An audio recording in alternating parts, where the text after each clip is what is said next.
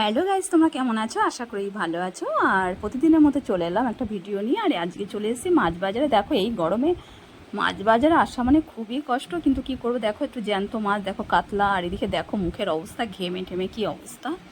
তো যাই হোক, আর বাজারে এসে না কি মাছ নেবো নেবো নেবো নেবো মানে ভেবে পারি না। তো এই বাজারটা একটু বাড়ির থেকে একটু অনেকটা দূর, অনেকটা বলতে খুব একটা দূর না, তবে একটুখানি হেঁটে আসতে হয়।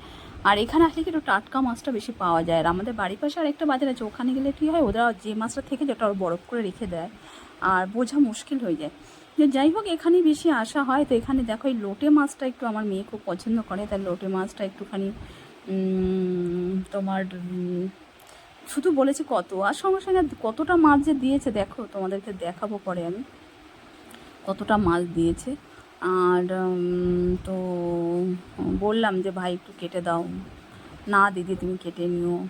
আর যাই হোক, আর এখানে দেখো শুধু লোটে মাছ নিলে তো হবে না, আর কোনো মাছ এই দোকানটার পছন্দ হলো না, শুধু লোটে নিলাম। আর এরপরে আছে তোমার পাশের এই দোকানটায় দেখো, ও লোটে মাছ, আমার মাছটা ওয়েট করছে প্রায় কতটা তোমাদেরকে বলছি, তোমরা দেখতে পাচ্ছ না হয়তো।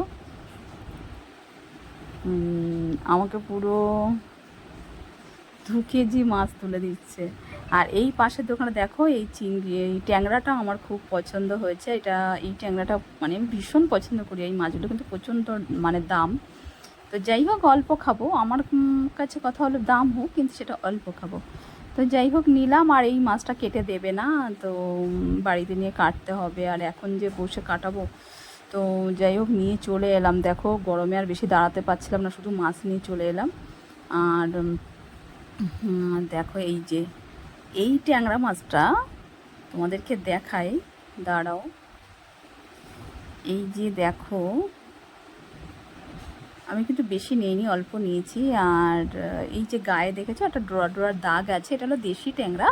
আর এই ট্যাংরা মাছটা কিন্তু এর থেকে আর বড়ো হয় না। আর এই মাছটা খেতে ঝাল করলে যা টেস্ট হয় না, মানে আমাকে যদি কেউ বলে মাংস আর এই মাছের মধ্যে যদি কেউ বলে কোনটা খাবে, তো আমি তো আগে বলবো এই মাছটা।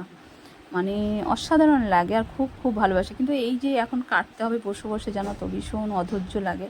তবু কিছু করার নেই, কারণ আমি যদি এখন দোকানে বাজারে কাটতে যেতাম, এইটুকু মাছ কাটার জন্য আমাকে আধ ঘন্টা মিনিমাম দাঁড়াতে হতো, কারণ ওদের দোকানে অমনি মাছের লাইন পড়ে যায়, অন্য মাছ কাটবে তারপর তো আমাকে দেবে।